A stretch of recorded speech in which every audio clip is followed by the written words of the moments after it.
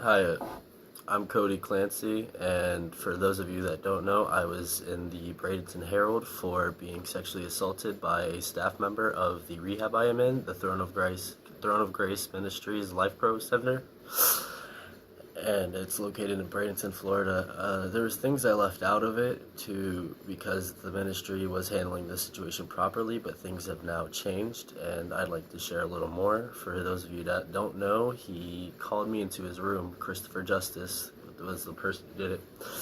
He called me into his bedroom, and I sat down, and he started to play with this fabric above the zipper of my pants.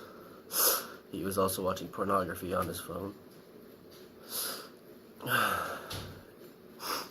I told him that it made me uncomfortable and told him to stop. He did, and then a few minutes later he did it again, and he reached his hand down my pants and he started to grab my penis and making comments about it.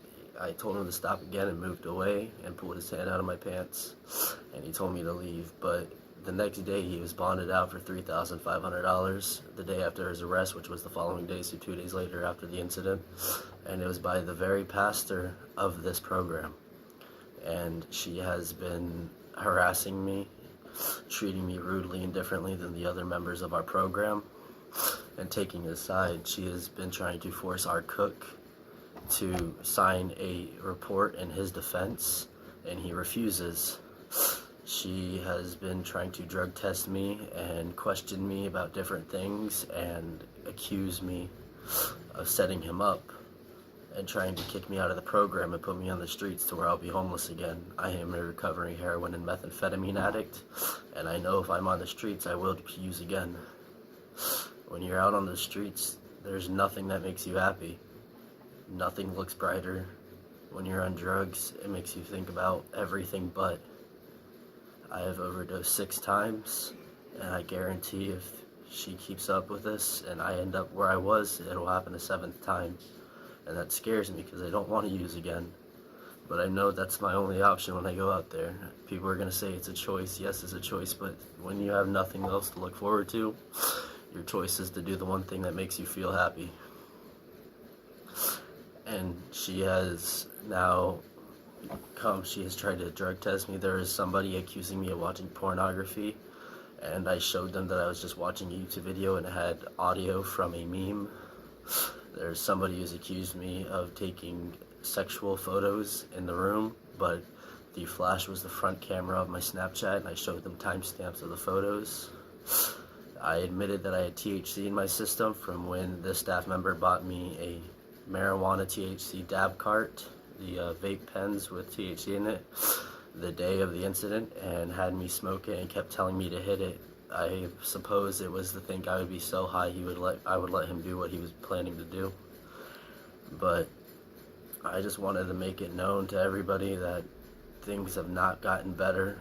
I am still hurt by it, as much of a smile as I can put on and jokes I can make of it. As much as I can talk about it, it hurts every time. And it hurts more that the one person here that I came to, the person who let me in this program because I came here for my own protection, for myself and to better myself, is now trying her hardest and giving it her all in order to put me back on the streets, put me in the situation I came here to recover from. We were at church having our Bible study on Wednesday, where we do a 30-minute prayer before each session.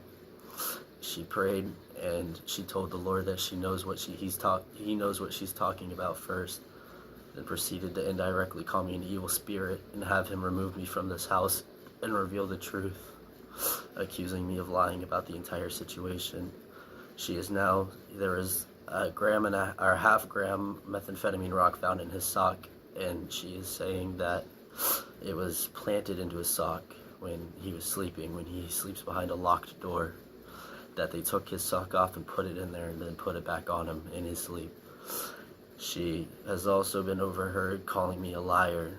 There was another incident the day prior to this where he assaulted physically another program member such as me, and he wanted to press charges, and he asked for the video footage, and she refused because it's in his defense. She doesn't want him in trouble, and making all these things up, and she believes all of them. She'd rather believe his word than the video evidence that the police saw before they arrested him for sexually assaulting me. And honestly, it's gotten to the point where it's impacted me so much that I'd rather be on the streets again. I feel like I'd be safer on drugs, sleeping in the woods, as I did for 10 months prior to being here, these 7 weeks, than being here where I'm being harassed every day. I don't have much more to say, but I wanted to give a little insight on it and insight on what's happening since the release of the article about me.